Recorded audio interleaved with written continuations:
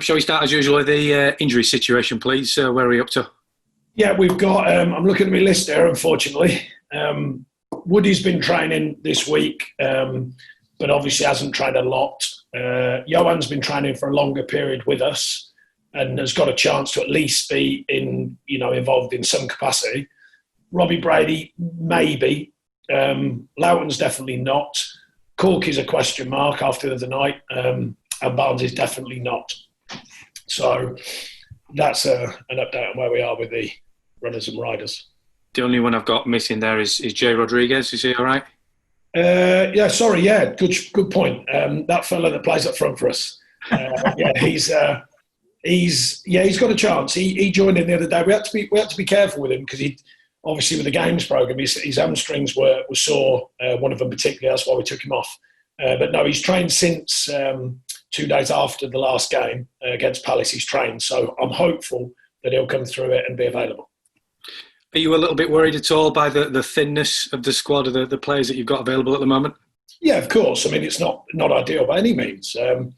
You saw the group are still motivated the other night at Palace. We're literally stripped back. So I've got no reason to question their motivation. But of course, it is helpful. The players I've just named have been regular first-team players for us for a while now and very good players at that. So, of course, it does affect your choices. It affects the group. But like I say, there's been a strong resolve to the challenge we've had here from all involved. Are you any further down the line in terms of trying to sort out one or two contracts that are short-term for the rest of the season now? No, not that I know of. In that respect, you've always said that it was going to be problematic and it was something that you'd spoken to the chairman about. How would you describe the relationship that you've got with the chairman at the moment? Just the same. We always try and be truthful with each other. That's for sure. It's a challenge for what's going on at the moment, but it's the way it is. It's always been there. Our relationship and the board's relationship has always been open with the challenges that represent what we are in the Premier League. Also the Championship, by the way, 2 seasons in the Championship, but it's mostly been Premier League. So there are challenges in the Premier League, and we found a way to get through them. In that respect, then, it's pretty clear that with some of the players that are leaving as well, you are going to have to recruit quite a bit during the transfer window. Have you spoken to him specifically about targets for that in the next couple of months? We always keep him informed on what needs to be done and what will, at some point, will have to be done, I think. So, yeah, he's certainly in the loop with the information that's important. You mentioned the game the other night. That's 13 clean sheets you've had this season. Only Liverpool have got a better record. That is some achievement, isn't it, in itself?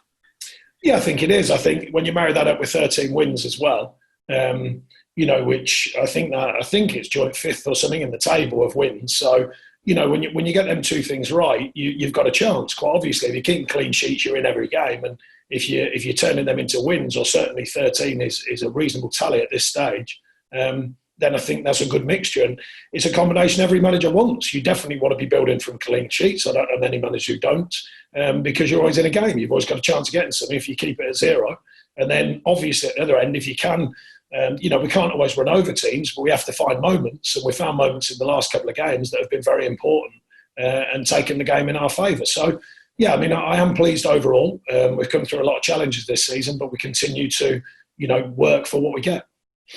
Yeah, when you consider the sort of run you had over Christmas and the fact that you were flirting with the bottom end of the table, and now people are talking about you possibly getting a Europa League spot as well, that remarkably turns things around in a big way, doesn't it?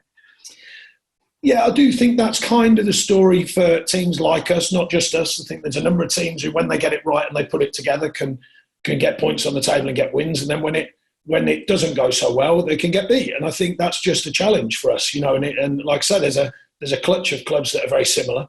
And it's how many times you can get it right, quite obviously, to get the right results. And we've certainly shown, we're certainly shown enough to get 45 points, which is no mean feat, by the way, at this stage, for a club like ours. So, that's quite a big marker. And then we've got to stay open-minded to where it can go. Obviously, it would be very helpful if we had all them names fit that I mentioned, because I think we'd be a real competitive group, and we can change it, whereas at the moment we are limited with our changes. Sheffield United had a hell of a season, but when they came back from lockdown, it was 3 straight defeats, and yet they go and bounce back against Tottenham last night. Just what do you make of them as a side, and how good they are? Yeah, really pleased for Chris. Top fella. He always, we go back a long way to the days at Watford when he used to bring his Oxford side over for reserve games and the like. And I've always got on with him, still do. Got a hell of a lot of respect, not just for him, for his staff and his players, because I think they've had a brilliant season. Regardless what comes next, I think they've had a brilliant season. Look, they've had a bump in the road. It was probably going to come, although everyone had been saying that all season, and it hadn't.